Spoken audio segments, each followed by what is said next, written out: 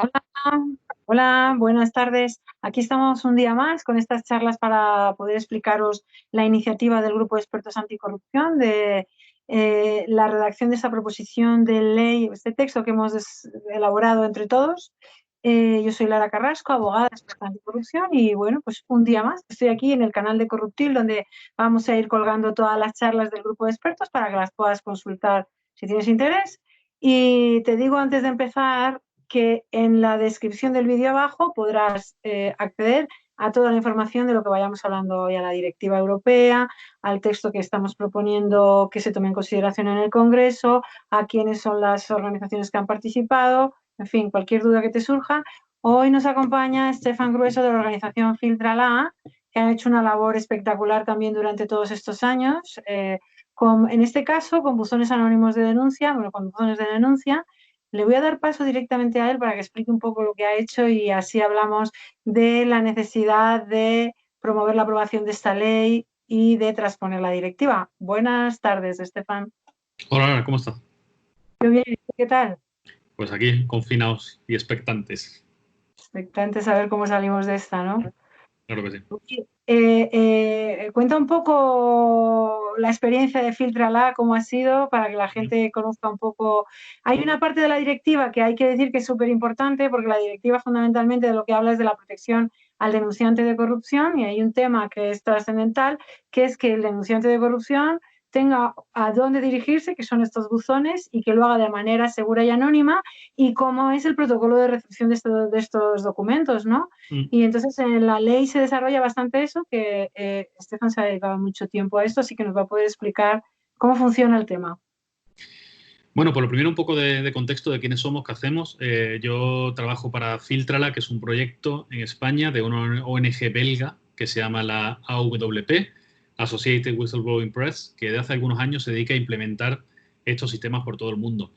Nosotros desde la AWP y desde Filtrala lo que realizamos es una intermediación técnica. Nos dedicamos a instalar este tipo de sistemas para que organizaciones de prensa, periodistas y también últimamente sociedad civil tengan la posibilidad de tener un buzón anónimo y seguro donde recibir cualquier tipo de comunicación con una garantía o sea, no se puede usar términos absolutos en Internet, ¿no? Pero con toda la seguridad del anonimato que permite Internet, decía, tener un punto de entrada, ¿no? Para que la gente, sus propios trabajadores, quienes sean, puedan reportar lo que sea con ese anonimato y esa seguridad. Nosotros hemos montado buzones en empresas, en medios de comunicación y Filtrala, el proyecto que hay en España. Hemos tenido varias etapas. La primera etapa fue un buzón colaborativo. Abrimos hace ya creo que 5 años, abrimos el buzón, 5 años y medio quizá. Y al principio era un buzón colaborativo entre 4 medios, ¿no? Era el diario.es, la revista Mongolia, el del desaparecido diario Diagonal, que ahora es El Salto, y La Uh Marea.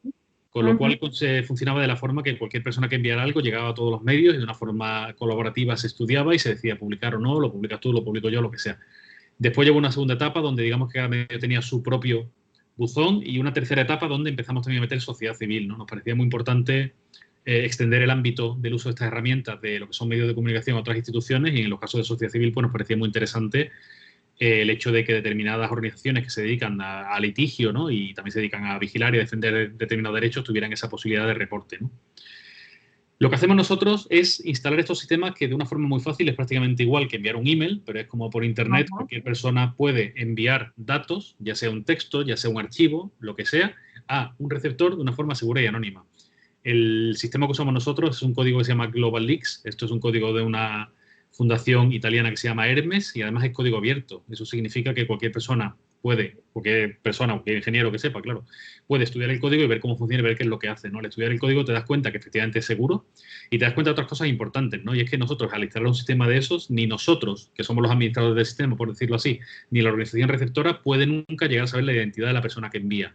Eso es súper importante. O sea, esa garantía de anonimato se ofrece en el código, con lo cual cualquier persona que envíe lo que sea sabe que nosotros no podemos saber quién es, no tenemos ningún dato. Tampoco se recogen datos, Nadie, hay una serie de buenas prácticas que tenemos para asegurar o sea, eso. nadie nunca se puede enterar de quién está enviando estos A documentos, ver, ¿no? por el código que usamos nosotros, no. Y usando las buenas prácticas podemos decir que también. ¿Qué pasa? Pasa que hay muchos problemas a la hora de hacer esto que digamos que son anejos al procedimiento que tú vas a hacer. Por ejemplo, Cuando tú vayas a enviar algo a un tipo de buzones, a este tipo de buzones, algo, nunca lo hagas desde el internet de tu trabajo. ¿Por qué? Porque probablemente, si estás en una compañía grande, desde luego tienen el permiso y puede ser que el administrador del sistema sencillamente esté monitoreando todo el internet. Entonces va a poder leer lo que pasa por tu ordenador o no. Incluso aunque esté cifrado y no pueda ver el contenido, va a ver que te comunicas con no sé quién. Bueno, son ese tipo de cosas que nosotros evidentemente no podemos controlar, ¿no? Entonces, bueno, tenemos unas publicaciones con una serie de buenas prácticas de cómo realizar estos envíos. También depende mucho de la sensibilidad que tenga el envío, ¿no? Pero claro, nosotros trabajamos con los mayores estándares mundiales. De hecho, uno de los proyectos que desde la WP implementamos fue un buzón que se llama México Leaks, que es el que está en México, que es un sitio donde literalmente el periodista se juega la vida, o sea, o la fuente se juega la vida igualmente, con lo cual, bueno, eso tenemos unos estándares y unos procedimientos que si lo sigues, insisto, es extraño que te puedan pillar si lo haces bien, ¿no? Nosotros en Filtra, entonces, pues montamos estos dispositivos de intermediación, por decirlo así, y una vez que alguien envía algo, le llega a la organización recibe eso y la organización decide qué es lo que hace. Lo investiga, no lo investiga, lo publica, le da veracidad, le parece bien, le parece mal, lo que sea, ¿no? Nosotros también en Filtra, de vez en cuando recibimos nosotros información, pero realmente no tenemos recursos y no tenemos una redacción como para poder dedicarnos a investigar, ¿no? Alguna vez hemos recibido algo, lo hemos pasado a alguien o algo lo hemos hecho un par de publicaciones o tres solo nosotros porque nos parecían realmente muy relevantes y además que eran como autoexplicativas, ¿no? Por ejemplo, en algún momento hemos recibido algún tipo de auto judicial o algún tipo de unas actuaciones judiciales, algo que estaba todavía en secreto sumario, pero que a lo mejor se puede entender, bueno, no sé, algún tipo de cosa que claramente nos parecía un documento que debía ser público en ese momento y lo hicimos público porque realmente no requería ese trabajo periodístico que, insisto, nosotros no tenemos el tamaño y las posibilidades de hacer, ¿no? Trabajamos con medios, con sociedad civil y, bueno, hace poco también iniciamos una nueva etapa donde abrimos una serie de buzones ya como fuera de Filtra a pequeñas organizaciones que quieran o incluso individuos, ¿no? Sencillamente porque estamos muy a favor de que todo el mundo que quiera pueda tener esta oportunidad de recibir información y de mantener el anonimato, de no saber, ¿no? O bueno, si en vez de pensamos en las personas que recibimos, en las personas que enviamos, pensamos, y en esto nos alegramos mucho de la directiva esta, del proyecto de ley que estamos haciendo, ¿no? De permitir... A lo mejor quizás, antes de que continúes, para que la gente entienda un poco, ya no solamente el texto que hemos redactado nosotros para proponer el completo, que es más integral, pero ya la directiva de por sí, que tiene una transposición obligatoria en un plazo menor de 2 años, el gobierno español debe aprobar esta directiva, que ha de aprobarse en el Congreso de los Diputados, así que puede esta iniciativa empujarla a cualquier grupo político, porque esto hay que dejarlo claro, no hay que trasladar solo la responsabilidad al gobierno, sino que cualquier grupo que esté en el Congreso de los Diputados puede presentar un texto para que se tome en su consideración y se tramite, ¿no? Pero la directiva, que fundamentalmente se centra en la protección al denunciante de corrupción, desarrolla bastante todo el tema de los buzones, la seguridad, los protocolos que deben establecerse, y no solamente es en las administraciones, en las entidades o instituciones, en los organismos autónomos, sino que además también en las empresas privadas de más de 50 empleados. Yo cuando me leí la directiva... Sí, es increíble. Ese punto es increíble. Me impactó, pero lo que me impactó muchísimo, mira, cuando nos leímos la directiva, y además yo creo que es común en todos nosotros, que no solamente el leerte la directiva y ver el impacto que va a tener eso en los países europeos y en España, por supuesto, pero la falta de acción del arco parlamentario y de los empresarios y todo, porque en menos de 2 años tienes que implementar desde -0 un sistema entero de respuesta de una magnitud enorme. Yo no sé si tú tienes la misma percepción que yo, que además desarrollas buzones. Sí, aquí nos va a tocar hacer una labor súper pedagógica porque una cosa que nosotros hemos percibido, nosotros somos en España los que comenzamos haciendo este tipo de labores de filtraciones, ¿no? Desde el punto de vista técnico. Y una cosa que hemos visto estos 5 años es el tema de que las filtraciones pasan varias cosas. Primero, que nadie sabe qué es lo que es. Esto de la filtración, este tipo de cosas, bueno, la palabra filtración tiene unas connotaciones un poco raras, pero o estos sistemas de reporte, llamémoslo como queramos, muy poca gente sabe qué es lo que es. Después de la gente que sabe lo que es, también tiene unas connotaciones siempre muy malas, ¿no? A mí me llama mucho la atención, durante mucho tiempo estuvimos haciendo reuniones pues, con funcionarios y con gente que pensamos que en determinado momento podían tener acceso a un tipo de información que por lo que sea no era pública, debería ser pública, que podía, bueno, este tipo de cosas. Y me llamaba la atención ver cómo, en general, yo diría que por mi experiencia puedo hablar con varias docenas de funcionarios en varios años, que ellos entienden que hay derecho a saber y que evidentemente esto debería de saberse y es una vergüenza que no sea público, pero mandar esto a uno de estos sistemas de reporte que se haga en la prensa o que vaya quien sea, es una especie como de traición, ¿no? Que esto habría como que arreglarlo como in-house. Con lo cual, todo este tema de los sistemas de reporte tiene como esa connotación de chivato, ¿no? Esa connotación de... Y que es realmente una cosa contra la que tenemos que luchar, ¿no? Explicando que esto sencillamente es una herramienta más, ¿no? Y una herramienta democrática. Lo que no puede ser son cosas que pasan hoy en día, quizá no en el ámbito de la corrupción, pero sí en el ámbito de acoso y cuestiones de este tipo, donde tú estás en una empresa y resulta que si tienes un problema, tienes que reportar a una persona que es a lo mejor la que te genera ese problema. Entonces, por eso está bien generar estos sistemas alternativos, ¿no?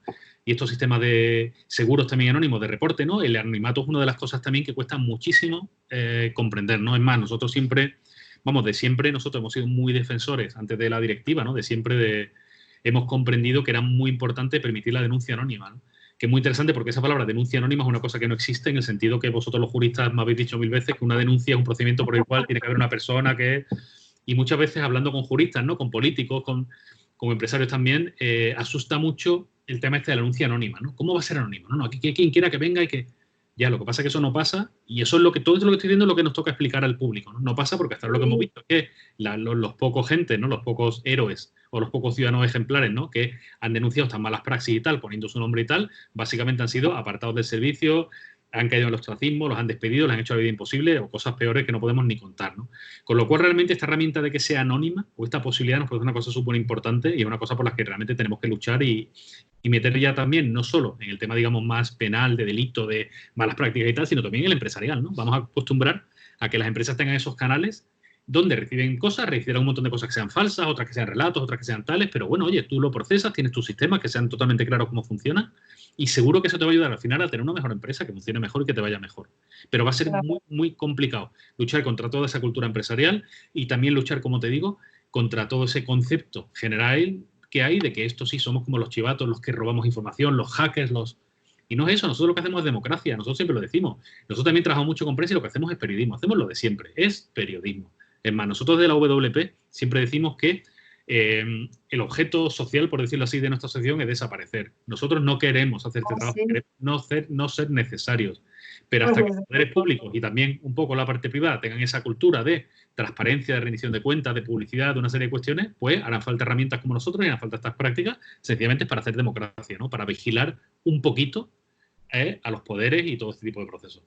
Sí, que mira, a mí me parece curioso, también lo digo un poco para la gente que es jurista, que a lo mejor el debate eterno que ha sido lo del denunciante, el alertador, el whistleblower, ¿cómo le llamamos? El filtrador. Entonces, a la hora de redactar en el preámbulo de la ley, que en la proposición de ley que hemos hecho, habíamos hecho una redacción como de la distinción de que para quitarle la connotación peyorativa que tiene denunciar, el término que se elige es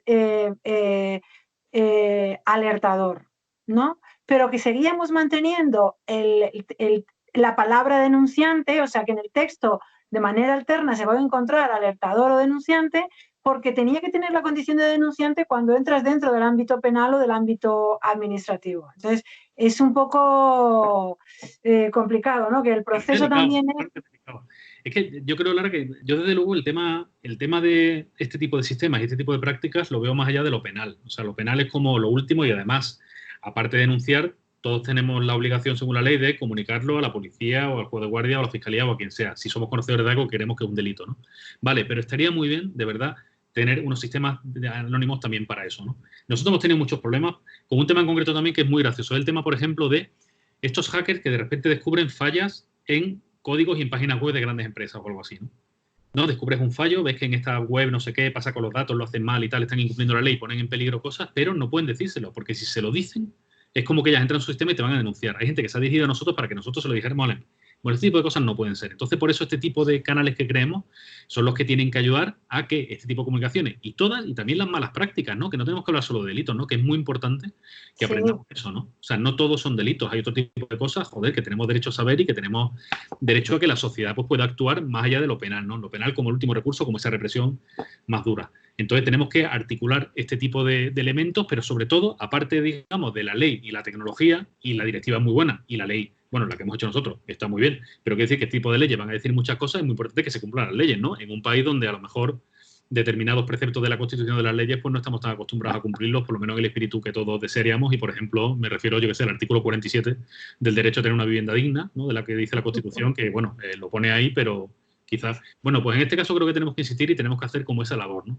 Va a ser un cambio increíble, o sea, yo creo que tenemos que adaptar los empresarios, los ciudadanos, los propios jueces, los fiscales, o sea, la gente que está acostumbrada más al tema de esta denuncia formal, ¿no? Con denunciante, con...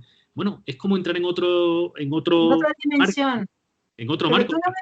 Yo te lo digo porque, mira, me parece que dentro de un par de días voy a hacerle vamos a hacer una charlita con Ignacio Pi, que también estuvo, que es este magnífico empresario concernido con el tema de la lucha contra la corrupción, que forma parte de la Fundación Hay Derecho y estuvo también en las charlas de la Complutense, ¿no? En la parte que hablábamos de la corrupción empresarial, las buenas prácticas, porque es verdad que lo que hay que hacer es evitar, o sea, trabajar la prevención, la concienciación, evitar que tengamos que llegar al punto del saqueo del país y todo judicializado, ¿no? O sea, y también que hay una conciencia social, ¿no? Pero yo hablándolo con él le dije, yo no puedo entender, o sea, no puedo entender a las administraciones públicas, desde luego, lideradas por políticos que, bueno, en fin, se están mostrando cómo gestionan, ¿no? Pero me sorprende que las empresas que tienen conocimiento de la aprobación de esta directiva no estén empezando a tomar un poco conciencia y medidas, porque se van a encontrar que tienen que hacer una transformación de un calado espectacular y no han hecho nada. Bueno, de hecho... Es que es tal el cambio de cultura que tenemos que hacer que va a ser realmente complejo y va a tardar mucho. O sea, nosotros tenemos un plazo que eran 2 años para transponer la ley, que queda 1 año y pico, pero aprobarla no significa que suceda. Y te pongo un ejemplo muy claro, ¿no? Hace poco hemos tenido la ley que ha habido de el control de jornada, donde era una cuestión meramente técnica. O sea, todas las empresas tienen que fehacientemente certificar las horas que pasa un empleado, bueno, y ha sido como imposible. Hay gente que no lo hace, ni no sé qué. O sea, hay como muchísimo lío. Y hablo sencillamente de una cuestión como técnica, ¿no? En este caso, que estamos hablando de un cambio como realmente como de cultura empresarial, ¿no? Que quizás no somos el país que más cultiva la autocrítica, no sé, somos el país de los controles internos. Bueno, pues que hay que aprender todo eso. Entonces realmente va a ser un esfuerzo y va a ser realmente un shock y tardaremos muchos años, o a lo mejor, no, espero que no, pero generaciones, ¿no? En que esto funcione, ¿no? Pero tenemos que empujarlo mucho ahora y aprovechar esta palanca de la ley, ¿no? Otra cosa que es importante también es que tenemos que comprender que esto que estamos hablando ahora, ¿no? De estos sistemas de reporte anónimo, ¿no? De esta ley que va a obligar a estas empresas, a todas las instituciones públicas a tener estos sistemas de reporte, tampoco es una cosa aislada que lo va a arreglar todo. Todo esto tiene que ver mucho con esa cultura que digo y también con otras cosas como, por ejemplo, la ley de transparencia, ¿no? O este tipo de cosas que son nuevas aquí, los portales de contratación pública. Hoy estamos viendo precisamente en las noticias cómo se está sacando información de determinadas webs donde desde hace muy poco las administraciones están obligadas a apuntar y a subir todas las cosas que contratan. Bueno, es que es todo como una especie de PAC, ¿no? Y ese PAC tiene que ver con democracia, tiene que ver con rendición de cuentas, con poder fiscalizar al poder. Y esto no significa, o a lo mejor sí significa que estamos todos mirando ahí, buscando, bueno, pero es que la democracia es muy compleja. Entonces hay que cumplir las reglas y nos tienen que dar como herramientas para cumplir las reglas, ¿no? Pues a mí, si me permite... Una herramienta, ¿no? España, además, recordemos que España fue el último país de más de 1 millón de habitantes de la OCDE o de la Unión Europea o algo así que tuvo una ley de transparencia. O sea, aquí lo retrasamos muchísimo. Tuvimos esa ley, una ley incompleta y regular, pero que estamos haciendo un uso bueno de ella. Tenemos la figura del Consejo de Transparencia que es asombrosamente independiente, me atrevo a decir muy claramente, porque están haciendo una labor estupenda y estamos todos ahí como usándola y como, joder, vemos que de repente todo como que funciona mejor y nos enteramos de más cosas. Pues esto va a ser como otra herramienta. Va a ser complicado aceptarlo, pero tenemos que empujar y vamos a tener que hacer también nuestra parte como ciudadanos. Pero yo, fíjate, un poco para lanzar que creo que sí que va a tener un impacto y lo va a tener pronto. ¿Por qué? Porque una cosa es la prevención, la concienciación, las malas prácticas y otra cosa es que te metan en la cárcel. Y yo lo estoy viendo, el cambio que ha tenido la directiva en temas de compliance y antifraude en las empresas, que ha tenido, o sea, que el hecho de la amenaza, que el responsable sea responsable penal, el que dirige la empresa, si no ha implantado los protocolos de compliance y además, bueno, dar formación. Ha habido un cambio bastante rápido dentro de un orden y teniendo en cuenta que el sistema en España es la corrupción. O sea, creo que ha habido un cambio que tiene que ver con la amenaza penal. Si tú estableces un poco la propuesta integral que hemos recogido en esa proposición de ley, no solamente de establecer una autoridad independiente, que ya hemos hecho una charla con Joan Linares, que sé que no te ha dado tiempo a verlas todas porque son muchas y muy, muy largas, pero es muy interesante para ver la parte de, bueno, el nombramiento independiente y realmente la independencia de la institución, ¿no? Es independiente. Bien, este era uno de los pilares sobre los que hablamos siempre, que tiene que pivotar, por supuesto,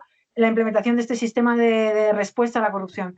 Luego otro era toda la parte entera de la directiva, de trasladar todo lo que recoge la directiva sobre la protección al denunciante y sobre los derechos de los denunciantes, en fin. Y luego la parte de desarrollar algunos temas sobre tutela penal, ¿no? Que hablaba sobre los temas de los indultos, el cohecho impropio, pero tampoco nos hicimos mucho lío. La protección de testigos, que corría a cargo de la alta autoridad de lucha contra la corrupción, pero está el tema de los juzgados especializados. Entonces, si tú tienes un sistema de respuesta que realmente es eficaz, y yo, con esta sociedad civil que tenemos en España, por suerte, que lo digo también mucho, una grandísima suerte contar con profesionales como, por ejemplo, el trabajo que están haciendo ahí en la Agencia Valenciana Antifraude, ¿no? Por ejemplo, que es un ejemplo que ponemos mucho, caso de éxito. Yo creo que va a ser mucho más rápido de lo que nos imaginamos, porque si implantas unos juzgados especializados donde la celeridad en la instrucción es la norma, porque además te obligan, donde tengas unos peritos que te van a hacer unos informes que son independientes, no tienes que pedir la Hacienda que te haga el informe este que es su primo hermano, y luego tienes, en fin, medios para resolver. Yo es que lamento ser tan así, pero es que tenemos que ver que todo eso pase. Sí, bueno, quiero decir que todo eso pase, ¿no? Quiero decir que bueno, yo espero que pase, haremos lo posible porque pase. Por supuesto, y lo exigiremos y además cuando esté en la ley ya empezaremos a exigirlo además de una forma más contundente y haremos todo lo que haya que hacer, claro que sí, desde la sociedad civil. Claro. Pero, no sé, me hablas de juzgados especializados, me hablas de... No sé, pues volviendo al punto de antes que tú decías de la protección del denunciante, otra cosa importante que yo en esta charla no quiero hablarte tanto de la ley, que eso lo puedes explicar tú bien, lo sabes bien tú, ¿no? Sí, Sino digamos, del marco social que trae todo eso, ¿no? Otra cosa que tenemos que hacer y que recoge la directiva es eso de la protección al denunciante, que es otra cosa que también desde la sociedad es una cosa que hay que comprender. O sea, tenemos que comprender que por supuesto hay de todo y pasa de todo y hay denuncias falsas, o sea, hay de todo, ¿vale? Pero por lo general lo que sí que tenemos son gente que desde una administración pública, de una empresa privada o totalmente conexa, una posición conexa, me entero de algo, lo comunico y realmente me juego la vida. Desde jugarme la vida, como puede ser el caso de Falciani, donde que se jugaba la vida, y este año yo tuve la suerte de tener unas reuniones con él y tal, que para ir a verlo, no te puedes imaginar la movida, que era que quedaba con la Guardia Civil, me metía en un coche, nos cambiaban de coche, bueno, una historia así, porque realmente había gente que quería matarlo, desde eso hasta que te quedes sin trabajo, que te amenacen tu existencia y tal, ¿no? Entonces, nosotros de la sociedad tenemos que comprender que los denunciantes, que son la gente que se la juegan porque tengamos una mejor democracia, ¿no? Los whistleblowers necesitan una protección integral.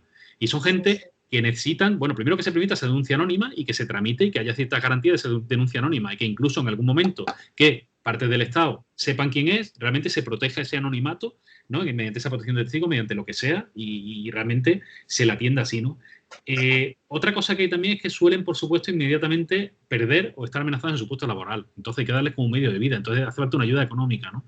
Y más importante que eso, y además con esto tengo una experiencia personal también reciente de haber llevado la ayuda psicosocial a una persona que estaba esperando un proceso por temas de whistleblowing durante 3 años, es eso, es la atención psicosocial, ¿no? El hecho de que como tú te vas a sentir solo, está todo el mundo contra mí, todos los poderes contra mí, quizá la prensa o parte de la prensa contra mí, y, joder, son gente que no se puede quedar sola. Entonces nosotros también como sociedad tenemos que, primero, exigir que el texto de la ley recoja esa atención integral, esa protección integral del denunciante. No estamos hablando solamente de que hay un párrafo de la ley de que dice si fulanito denuncia no sé qué, no sé cuánto y parece que no sé qué, no se le puede despedir durante... No estamos hablando de eso, que por supuesto. Estamos hablando de esa atención psicosocial, médico, económica, psicológica, sin todo lo que haga falta. Atención legal también. A muchas de estas personas también les falta una representación legal, que es una cosa que es compleja y que es cara, ¿no? Pues todo eso, nosotros como sociedad tenemos que asegurarnos que esté en el letrado, o sea, en el articulado de la ley muy clarito, pero después también que se haga, ¿no? Que no sea esta parte de las leyes que después se hacen o no se hacen. A mí es una cosa que me preocupa mucho. Hombre, mira, esto está recogido, sí, en toda... mira, en el desplegable o en la página web de Corruptil puedes acceder al texto de ley que hemos redactado. Si eres una persona concernida con el tema y quieres mirarlo, ahí lo tienes. En la Ley de Prevención y Lucha contra la Corrupción, en la pestaña Ley de Prevención, se pincha y accedes al texto, ¿no? Y ahí está todas estas cosas que tú dices, pero luego también, mira, invitaría a que viesen la charla que grabó Ana Garrido o la que grabé ayer con Arantxa Mejías de los fondos buitres, porque la gente no se puede ni imaginar que eso le suceda a la gran mayoría de personas que denuncian. Bueno, bueno, que te arruinas totalmente, pierdes tu casa, tu trabajo, tu dinero. Encima, mira, me pareció espectacular, vamos a espectacular, horroroso, que Ana Garrido cuando recibe, cuando el Tribunal Supremo le confirma la sentencia de acoso al Ayuntamiento de Boadilla y le dan los 100.000 euros, un porcentaje, yo creo que fueron los 70.000, no sé, me acuerdo cuál la cantidad, pero enorme, una cantidad enorme, la tuvo que destinar a pagar las costas de los pleitos. Porque, claro, te van acosando a pleitos que además te piden indemnizaciones, que además tú te tienes que defender. Yo no sé si tenía 12 pleitos en el ámbito laboral, en el ámbito penal, en el ámbito... Bueno, una auténtica locura. Lo que no sé es cómo Ana todavía no... Entonces, eso por un lado. Luego, que también lo hablábamos con Arantxa, porque la que grabamos ayer con Arantxa, claro, ella dice... Yo lo sé, yo tuve la suerte de llegar al despacho de Mariano Benítez de Lugo y que nos cogiese. Pero no hay muchos letrados que primero, que conozcan el tema de la corrupción para poder defender a un denunciante, porque para eso hay que saber dónde te metes, como abogada. Otra charla de la abogada de las causas de corrupción de Lanzarote me ha parecido espectacular. Esta mujer impresionante, o sea, 200 imputados ella sola en aquella isla, bueno, son 3, ¿no? Pero ella dando la cara, sufriendo un ostracismo, perdiendo trabajo, o sea, que hay muchos abogados que no se atreverían, ¿vale? Entonces, que eso es otra dificultad segunda. Y luego pagar estos procedimientos que son... Mira, hay una charla que me encantó, la charla, lo digo mucho, de Andrés Herzog, cuando hicimos las jornadas, que está también colgada en el canal de YouTube, que hablaba de esa imagen, él en los juzgados, enfrente de todos los letrados de los grandes despachos, y él solo en el otro lado, como diciendo, ¿cómo? Él solo en el otro lado. Es que, mira, animo a la gente a que lo vea, porque está por ahí colgada la charla en el canal. Bueno, sí, me hace mucha gracia porque yo cuento una historia muy parecida de exactamente lo mismo. Yo, por entonces, participaba en 15M para rato, que era otra de las acusaciones que hubo en ese juicio. Y yo te lo voy a contar en 2 minutos porque es que yo creo que representa también muy bien el mundo al que te enfrentas, ¿no? Cuando te metes en cosas de estas, ¿no? 15M para rato, como sabéis, fue como un crowdfunding ciudadano que se hizo, ¿no? Para conseguir dinero para pagar un abogado para entrar en esta acusación de Bankia, ¿no? El primer día de la declaración en la Audiencia Nacional, yo, que estaba como el equipo de comunicación, que es como lo que hago siempre y tal, me fui a recoger a Juan Moreno, que era nuestro abogado, que venía de Sevilla en el AVE, lo recogí, me fui con un taxi a él, llegamos allí, nos plantamos en la Audiencia Nacional, estamos esperando para entrar. Entonces yo lo miraba y veía a un señor, que es un jurista, que sabe un montón, pero lo veía con su traje, con un hilo colgando, con unos zapatos gastados, que me acuerdo, lo que es una persona normal como yo, como tú, como cualquiera. Entonces de repente se acerca la hora y empiezan a llegar los abogados de los 32 imputados de Bankia, ¿no? Y entonces yo miro la acera de enfrente y era como ver andar elfos, o sea, eran todos señores, todos entre, no sé, alrededor de los 60 años, pelo cano, traje maravilloso, van andando, todos con unos 2 asistentes, cada uno que le llevaba los papeles, y son gente que cuando anda es como que levita, o sea, no movían las piernas, iban así como desplazándose. Entonces yo miraba a mi abogado, miraba para allá, veía pasar, no sé, decenas de gente así, y decía, bueno, Juan, esto lo tenemos amarrado, ¿no? Sí, sí, venga. Y diciendo, Dios mío, o sea, qué complicado va a ser. Gente que tiene el derecho a tener la mejor defensa que puedan pagar, y está muy bien así, cogieron la mejor defensa que podían pagar una muy buena defensa, y de repente nos encontramos en esa sala con nuestro abogado con sus papeles, enfrentado a una treintena de magistrados, o sea, de magistrados, no, perdón, de abogados de la otra parte, que eran todos ex magistrados, ex fiscales de no sé qué, o sea, gente con una trayectoria impecable y con muy buen conocimiento técnico, ¿no? Con lo cual realmente es una cosa que tiene mucho que ver de esto de David contra Goliat, ¿no? Y es que la gente tiene que saberlo, es que el caso de Ana es paradigmático, ¿no? De cómo una persona que tiene toda la razón, ya no solo legal, sino también moral, ética, y estamos hablando de la Gürtel, o sea, estamos hablando de una cosa que ya es como que sabemos que lo que es, sabemos cómo funcionaba el Ayuntamiento de Boadilla, o sea, todo, aún así, por mucha, aunque ganes, pierdes. Y eso es lo que tenemos que evitar. Y eso es una cosa que, vuelvo a insistir, la ley y el artículo de la ley puede funcionar, pero somos nosotros como sociedad los que tenemos que exigir eso. Y es una cosa que en algún momento costará algún conflicto, que a lo mejor tiene algún coste económico, en fin, no lo sé. Pero es una cosa que tenemos que ser absolutamente inflexibles con eso, que es proteger a esta gente. Son gente que se la juegan como nosotros. De verdad que es el equivalente a los enfermeros que estamos viendo este día. Gente que se tira delante del virus para pararlo por ti, que está todo el día ahí trabajando para que tú no enfermes. Pues esta gente hace lo mismo, ¿no? Decide exponerse, ¿no? Por ese bien común, ¿no? Por ese construir democracia, por eso luchar contra la injusticia. Y entonces tenemos que estar ahí apoyándolos en todos los ámbitos que dije antes, ¿no? No solo en el económico, pero por ejemplo en de la representación legal que has dicho tú antes, ¿no? En el tema de las costas, Dios mío, las costas, ¿cómo que? En fin. No sé, me pongo un poco... Otra cosa que hablamos que Perdón. Otra cosa que hablábamos que le parecía muy bien, por ejemplo, a Irma Ferrer, que esto también lo debatimos mucho, que es muy de Mariano, que esto con Mariano Benítez luego lo hemos hablado mucho, porque les excluían de muchas acusaciones porque les pedían, por ejemplo, en la causa, en una de las de Rato que no era la de Bankia, era otra, no me acuerdo cuál, no sé. Bueno, el caso es que les expulsaron de la acusación popular porque les pedía al juez 10.000 euros, ¿no? Sí, eso ha Y pasado. entonces, en la ley hemos recogido que las acusaciones populares, que en su objeto social, las apreciaciones, o que tengan una trayectoria reconocida en la lucha contra la corrupción y ese sea su objeto social, no se le puede pedir una fianza de 10.000 euros, porque lo que estamos, como decía Irma, coadyuvamos la labor de la Fiscalía y del juez. Aportamos mucho, porque además muchas veces sabemos mucho más que el juez de instrucción de una pequeña población que se le viene grande todo eso, ¿no? Y Sí, bueno, la pero situación... tu tiempo, está claro. Pero date cuenta que el ambiente que nos encontramos, ¿cuál es? Porque precisamente grandes grupos políticos de este país querían cargarse ese tipo de acusación. De Ya, eso se ha sí, hablado públicamente. O sea, que es como que es que sí. va a ser muy Bueno, complicado. O sea, esto y va a ser... ahora la Fiscalía, ahora lo que quieren es, en la ley de enjuiciamiento criminal, que el que impulse sea la Fiscalía, que el fiscal sea el que impulse el procedimiento penal. Óigame, usted, ¿de qué estamos hablando? ¿Está usted de broma? Pero ya verás cómo van a salir ahí en tromba atacando por ahí, porque saben perfectamente que de la otra forma están expuestos a que les llegue una acción pública de alguna asociación experta y se los lleve por delante, como por suerte ha sucedido en muchos casos. Bueno, yo he dicho que hacemos las charlas de media hora, siempre parece que se Se nos pasa va. la media hora y no te has dado ni cuenta. ¿Quieres añadir alguna cosita más? No, voy a acabar resumiendo un poco esto, ¿no?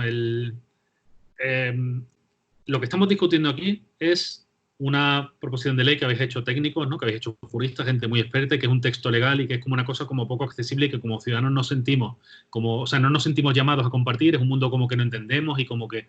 Pero hay que comprender que es una cosa que va con nosotros, o sea, a ti te va a tocar. Es también como la ley orgánica que se decían a la ley Mordaza, ¿no? Que hay mucha gente que la vea como muy, no, esto para los que causan problemas y tal, y después te encuentras con que te están multando con esto cuando vas a la farmacia, cuando... Bueno, son cosas que nos interesan y los ciudadanos lo tenemos que comprenderlo y tenemos que mojarnos. Y menos mal que tenemos juristas como vosotros que nos intermediáis y nos explicáis, ¿no? Entonces, ahora mismo tenemos esta posibilidad histórica de esta transposición a la cual está el Estado obligado a hacer, o sea, te está obligado a hacer. Va a haber una serie de puntos que va a tener que contemplarlo.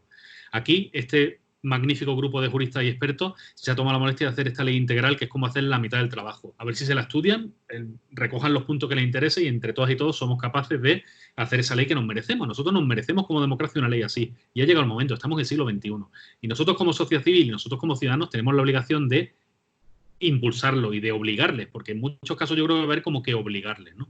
Entonces, bueno, a ver, yo simplemente... Mira, Sil, perdona, Sí. antes de, porque me gusta mucho todo lo que estás diciendo, va a haber que compartir mucho estas charlas, darle a me gusta, suscribirse al canal, compartir, retuitear, retuitear, para que empiece a sonar que este proyecto está, que está este texto de ley, que ya hemos llegado al Congreso de los Diputados, que ya hemos entregado a la práctica totalidad de los grupos ese texto, en fin, todo Sí, eso. que la gente, sí, por supuesto que sí, y que la gente lo haga suyo. De verdad que otro de los grandes retos que tenemos, claro, al final y al cabo vamos a tener un texto, una ley, que lo votan 360 personas en un sitio un día, ¿vale?